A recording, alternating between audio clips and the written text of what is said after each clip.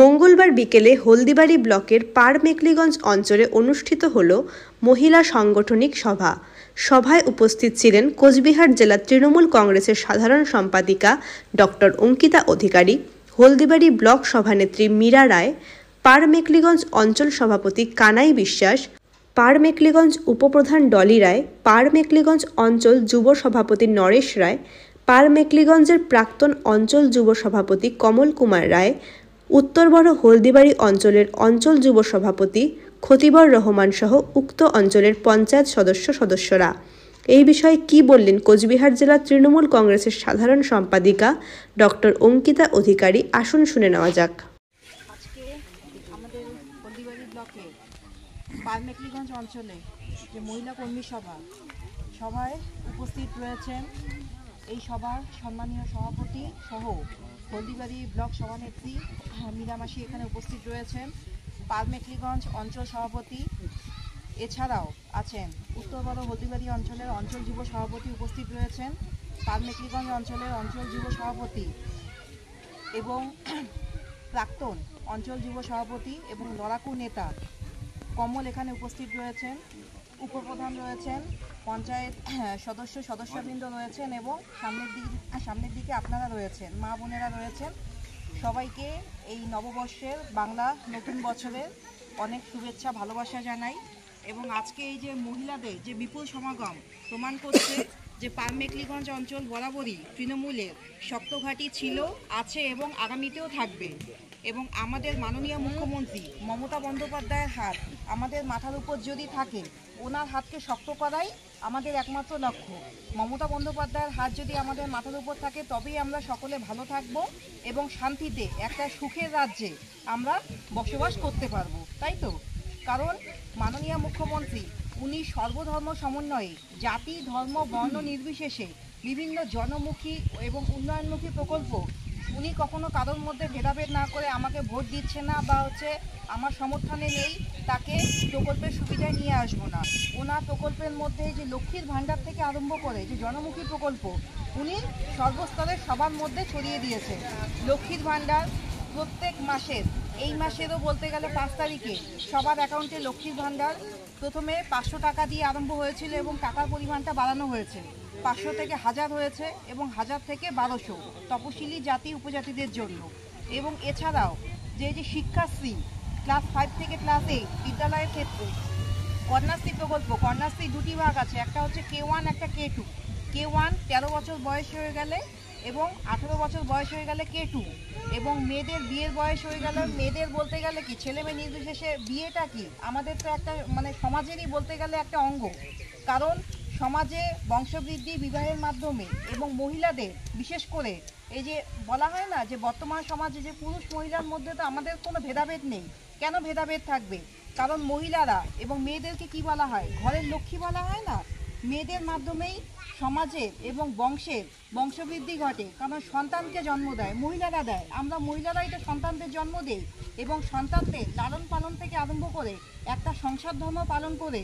নারীরাই সমাজে যেভাবে পুরুষদের সাথে সমানভাবে তাল মিলিয়ে এগিয়ে এসেছে। এবং মাননীয়া মুখ্যমন্ত্রী উনিও একজন মহিলা এবং বিভিন্ন জনমুখী প্রকল্প, উন্নয়নমুখী প্রকল্প, এই যে লক্ষ্মীর ভাণ্ডার, শিক্ষাশ্রী, কন্যাশ্রী, রূপশ্রী, মেয়েদের বিয়ের বয়স হয়ে গেলে যে রূপশ্রী প্রকল্প, এছাড়াও ঐক্যশ্রী প্রকল্প সংখ্যালঘু মহিলাদের জন্য, সবুজ সাথী সাইকেল, স্বাস্থ্যসাথী কার্ড, দুয়ারে রেশন, দুয়ারে সরকার, এই যে পরিষেবা, দুয়ারে সরকারের যখনই বিভিন্ন অসুবিধা সমস্যার এই যে তপশিলি জাতি উপজাতির যে কাস্টের ক্ষেত্রে যদি বলি, তপশিলি জাতি উপজাতি, আমিও তপশিলি জাতি সম্প্রদায়ের একজন মহিলা এবং আমাদের ক্ষেত্রে কি একটা শিডিউল কাস্ট একটা সার্টিফিকেট থাকে না, তপশিলি জাতি উপজাতি সার্টিফিকেট বানানোর ক্ষেত্রে কোনো অসুবিধার সম্মুখীন হলে যে দুয়ারে সরকার যখন বসছে তখন বিভিন্ন যে অসুবিধার যে সম্মুখীন আমরা হই সেগুলো সেই সরকারের মাধ্যমে কি যারা প্রতিনিধি রয়েছে সরকারি পরিষেবাগুলোকে জনগণের দুয়ারে পৌঁছে দেওয়া, যাতে পরবর্তীকালে কোনো সার্টিফিকেট করার ক্ষেত্রে আমাদের যাতে কোনো অসুবিধা না হয়। একটা বাচ্চার যখন জন্মগ্রহণ করে এবং পরবর্তী সময়ে বাচ্চাটা কি করে বড় হবে সব দিক বিচার বিবেচনা করে মাননীয় মুখ্যমন্ত্রী বিভিন্ন জনমুখী প্রকল্প জনগণের দরবারে ছড়িয়ে ছিটিয়ে দিয়েছেন এবং মাননীয়ার হাতকে শক্ত করা এবং বিগত যে লোকসভা নির্বাচন বলুন বা এর আগে পঞ্চায়েত নির্বাচন হয়েছে, পৌরসভা হয়েছে এবং 21 বিধানসভা নির্বাচন, বিগত নির্বাচনেও মমতা বন্দ্যোপাধ্যায়ের হাতকে শক্তিশালী করবার জন্য আমরা সকলেই ঝাঁপিয়ে পড়েছি এবং আপনাদের সকলের সহযোগিতায় জনগণ যদি থাকে, আপনাদের সকলের সহযোগিতা সর্বদা সবসময় একান্তভাবে কামনা করি। কারণ জনগণ হচ্ছে কি আমাদের দেশে, জনগণ বলা হয় জনগণ, আপনারাই তো ভোট দেন। কারণ আমরা যারা এই যে আজকে আপনাদের সকলের শ্রদ্ধা এবং ভালোবাসা, এই যে চেয়ারের মঞ্চ, আপনাদের ভালোবাসাতেই কিন্তু আমাদের এই চেয়ারের মঞ্চ, আপনারা আছেন বলেই কিন্তু আমরা আছি এবং মমতা বন্দ্যোপাধ্যায়ের হাত আমাদের সকলের মাথার উপর রয়েছে বলেই আমরা একটা সুখের রাজ্যে বসবাস করছি। এবং কেন্দ্রের যে বিজেপি সরকার প্রতিনিয়ত ধর্মের নামে রাজনীতি করে এবং যখনই নির্বাচন আসে ভোটের আগে বছরে 2 কোটি চাকরি দেব এবং ধর্মের নামে রাজনীতি, এই যে হিন্দু ধর্ম, রামের নামে রাজনীতি, রামের নামে কেন আমরা রাজনীতি করব? কারণ আমাদের দেশ হচ্ছে সংবিধানে যেখানে বলা আছে ধর্মনিরপেক্ষ, ধর্মীয় স্বাধীনতার অধিকার, যে যার মতো করে আমরা যাই ধর্মাবলম্বী হোক না কেন। আমার পাশে এখানে যে ক্ষতিবদ্ধা রয়েছে উনি তো হিন্দু ধর্মের মানুষ নন, কিন্তু তা সত্ত্বেও আমরা এই যে আমাদের এই পশ্চিমবঙ্গ রাজ্যে মাননীয় নেতৃত্বে আমরা একটা সুখের রাজ্যে বসবাস করছি। উনি তো কখনো কারোর মধ্যে কোনো ভেদাভেদ করছেন না, কিন্তু কেন্দ্রীয় সরকার প্রতিনিয়ত কি করছে? ধর্মের নামে রাজনীতির একটা মেরুকরণ সৃষ্টি জনগণের মাঝে চেষ্টা করছেন এবং জাতি ধর্ম বর্ণ নির্বিশেষে যেখানে আমাদের সংবিধানে বলা আছে আমাদের দেশ ধর্মনিরপেক্ষ, ধর্মীয় স্বাধীনতার অধিকার, ধর্ম যার যার উৎসব সবার, মানুষের উপরে তো কোনো ধর্ম হয় না, মানুষকে ভালোবাসতে হবে। এবং রাজনীতি, আমরা যে রাজনীতির ময়দানে আপনাদের সকলের মাঝখানে রয়েছি, রাজনীতির মধ্যে যে নীতি কথাটি আছে, নীতির কথার অর্থ কি? মানে জনগণের জন্য কাজ করা, জনগণের সেবায় আমাদের নিবেদিত প্রাণ, জনগণের মাঝে আমরা সবসময় থাকব। আপনাদের ভালোবাসায় আমরা চেয়ার পেয়েছি বলে ভাষণ দিয়ে যাব এবং বাদবাকি সময় আপনারা সমস্যার সম্মুখীন হলে তখন আপনারা আমাদের কাছে যখন এসে অসুবিধার কথা জানাবেন, তখন আমরা হয়তো বলবো যে ঠিক আছে দেখবো বা পরে হবে। এই কাজগুলো কখনোই জনপ্রতিনিধি হয়ে আমরা কখনোই করতে পারি না, কারণ জনগণের সেবায় আমরা রয়েছি এবং জনগণের ভোটে আমরা নির্বাচিত, জনগণই এখানে ক্ষমতার উৎস। আপনারা ভোট দিয়ে জনপ্রতিনিধি নির্বাচিত করেন এবং আপনাদের জন্য যেহেতু আমরা রয়েছি, আপনারা যখনই কোনো অসুবিধার সম্মুখীন হবেন। এবং এই কিছুক্ষণ আগে এখানে এই যে একজন লড়াকু নেতা কমল খুব সুন্দর একটা কথা বললেন যে দিদিকে আমাকে বিশেষ করে উদ্দেশ্য করে বলেছেন যে দিদিকে অনুরোধ জানাবো যে প্রত্যেকটা বুধে বুধে গিয়ে প্রচার করা, কারণ পুরুষ মহিলা বর্তমানে যেভাবে সমানভাবে এগিয়ে চলেছে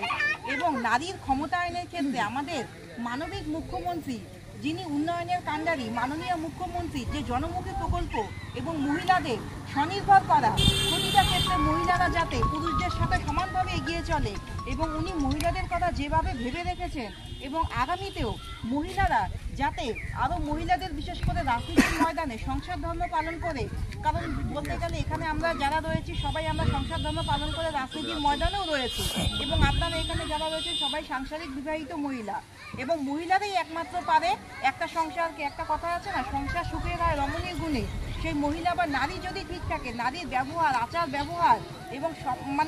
সংসারকে ধরে রাখা, একটা সমাজে লোকের সাথে কথা বলা, সন্তান লালন পালনে পুরুষদের থেকে মহিলার ভূমিকা সব থেকে বেশি গুরুত্বপূর্ণ। পুরুষদেরও ভূমিকা রয়েছে, পুরুষরা উপার্জন করে, দিন রাত পরিশ্রম করে সংসারকে, তার বিনিময়ে ওনাদের অক্লান্ত পরিশ্রমে সংসারকে সুখ শান্তি দেয় এবং প্রত্যেক মাসে মাসে ওনার রোজগারের টাকা এবং বর্তমানে নারীদেরও যেভাবে উনি লক্ষ্মীর ভাণ্ডার এই প্রকল্পটি সূচনা করেছেন এবং আগামীতেও মমতা ব্যানার্জির হাতকে শক্ত করার লক্ষ্যে আমরা সকলে ঐক্যবদ্ধ এবং কমল যেভাবে কথাটি বলেছে প্রত্যেকটা বুধে বুধে প্রচার এবং মহিলাদের এই যে বলতে গেলে অঞ্চলে আচল 15ই মে যেহেতু